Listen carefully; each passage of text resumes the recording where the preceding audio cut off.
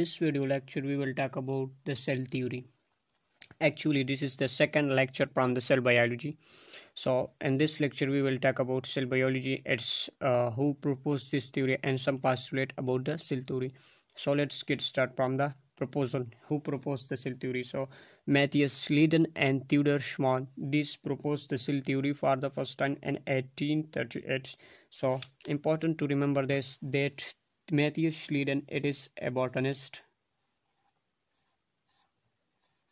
It is a botanist, while the Theodor Schwann, it is a zoologist.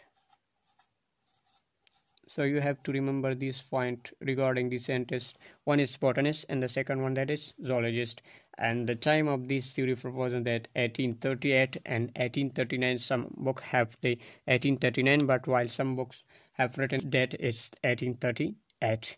So there is some postulate, or you can say the main point of the cell theory. The first point regarding the cell theory, that is all living organisms are made up of one cell or more cell. एक organism हमारे पास एक cell से या हमारे पास multiple cell से बना होगा. यानी बेसिक यूनिट क्या किया, सेल को कंसिडर यहाँ पर किया. तो मेनली एक ऑर्गेनिज्म एक ही सेल से बना होता है, उस ऑर्गेनिज्म को हम कहते हैं यूनिसेल्युलर ऑर्गेनिज्म. ऐसा ऑर्गेनिज्म जो कि एक ही सेल से बना होता है उसे हम कहते हैं यूनिसेल्युलर. अब देखिए all organism are made up of one cell, तो ऐसे ऑर्गेनिज्म जो कि सिर्फ एक ही सेल से बने होते हैं उसे हम कहते हैं यूनिसेल्युलर ऑर्गेनिज्म.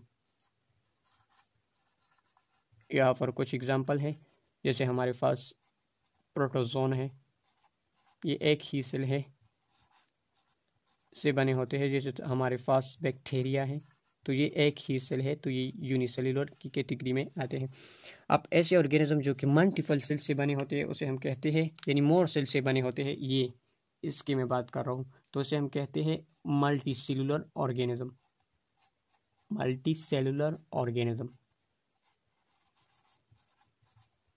ऑर्गेनिज्म जो कि एक से ज़्यादा सेल से बने होते हैं. सपोज एग्जांपल के तौर पर ह्यूमन ले, ये एक मल्टी सेलुलर ऑर्गेनिज्म है. इसी तरह से आप एग्जांपल ले सकते हैं फ्रॉग का. इसी तरह से और भी बहुत सारे एग्जांपल हैं. आप लिख सकते हैं मंकीज. तो ये सारे मल्टीसेलुलर ऑर्गेनिज्म है. तो फर्स्ट पॉइंट क्या था, all living organism are made up of one और मोर सेल. तो in case of one cell unicellular, but in case of more cell that is multicellular organism. Second point, cell is the basic structure and function unit of life. जितनी भी और activity एक organism perform करता है, तो ये actually एक cell ही क्या है, सेल की वजह से ये एक्टिविटी होती है. यानी सेल एक एक्टिविटी परफॉर्म करता है, तो ऑल ऑर्गेनिज्म का जो एक्टिविटी है ये फंक्शनली अल्टरनेटली क्या करता है, ये एक सेल परफॉर्म करता है एक्टिविटी. तो इस वजह से ये ऑर्गेनिज्म का स्ट्रक्चर भी बनाता है और क्या उसका फंक्शन भी जो ऑर्गेनिज्म परफॉर्म करता है ये बेसिकली सेल की वजह से है. तो इस वजह से हम कहते हैं कि cell is the basic structure and functional unit of life. So this is the second point. The third postulate about the cell theory that new cell arise from the free existing cell. यानी ये statement, ये postulate बताते हैं कि एक cell हमारे पास बना है, तो इसके ओरिजिन में एक दूसरा सेल होता प्रेजेंट होगा. ये एक सेल है, तो इससे ये जो दूसरा सेल बना होता है, तो इसकी डिवीजन से ही दूसरा सेल बनेगा. ये नहीं है कि एक सेल है ही नहीं हो हमारे पास, सेल की इवोल्यूशन हुई, ये न्यू सेल हमारे पास क्या हुआ, उसकी फॉर्मेशन हुई. तो ये क्या है, ये रॉन्ग है. तो न्यू सेल जो न्यू सेल हमारे पास बनेगा, तो ये इसके लिए नेसेसरी कंडीशन ये है कि इसके लिए पहले से एक सेल का होना ज़रूरी है. तो ये एक इम्पॉर्टेंट स्टेटमेंट है. इससे रिगार्डिंग हम कुछ पॉइंट लिख देते हैं. ये पॉइंट, ये स्टेटमेंट पेश किया रुडॉल्फ विर्चू, एक साइंटिस्ट था, उन्होंने ये स्टेटमेंट को प्रपोज किया था. रुडॉल्फ विर्चू एक साइंटिस्ट था, उन्होंने ये जो स्टेटमेंट था ये प्रपोज किया. उन्होंने ये टर्म एक्चुअल में लिखा था ओमनिस सेलुला ई सेलुला. तो ये इंपॉर्टेंट है स्टेटमेंट, क्वेश्चन में एमसीक्यूज में सॉरी आता है ओमनिस ई सेलुला. तो what does it mean? It mean that new cell arise from the free existing cell. So actually in the other language, the omnis cellula is cellula, it is actually the meaning of this statement. So it's show that new cell arise from the free existing cell.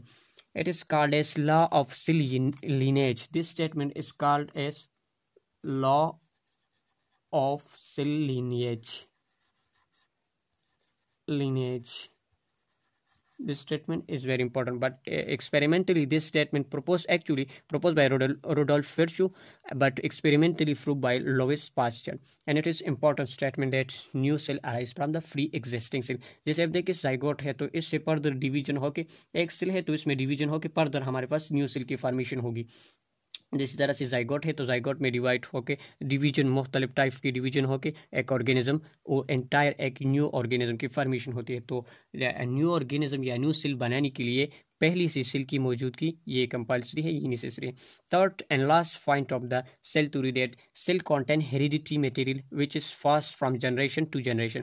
तो heredity material क्या है, यानी cell में हमारे पास heredity material present है जो कि एक जनरेशन से दूसरी जनरेशन में क्या होती है, ट्रांसफ़र होती है। तो हेरिडिटी मटेरियल किसे कहते हैं, तो हेरिडिटी मटेरियल ऐसी मटेरियल को कहते हैं जिसमें जेनेटिक इंफॉर्मेशन प्रेजेंट होती है। जैसे हमारे पास डीएनए है, आरएनए भी है, लेकिन मेन इंफॉर्मेशन डीएनए में प्रेजेंट होती है। तो इसमें जेनेटिक इंफॉर्मेशन प्रेजेंट होती है जो कि पेरेंट्स से कैरेक्टर को क्या करते हैं, ऑफस्प्रिंग की तरफ लेके जाती है। तो ये क्या कहते हैं कि सेल में हेरिडिटी मटेरियल प्रेजेंट होता है जो कि एक जनरेशन से कैरेक्टर यानी पेरेंट्स से कैरेक्टर क्या करते हैं, लेके ऑफस्प्रिंग में लेके जाती है। तो इस वजह से हेरिडिटी मटेरियल का टर्म यहाँ पर यूज़ किया। तो ये कुछ पास्टुलेट थे सेल थ्योरी के। अब इससे ऑब्जेक्शन या exception to the cell theory एक पॉइंट एक हेडिंग है वो डिस्कस करते हैं। तो यहाँ पर हम लेक्चर को वाइंड अप करते हैं। Exception to cell theory. So exception to the cell theory, that is one of the exception regarding this cell theory, that is virus.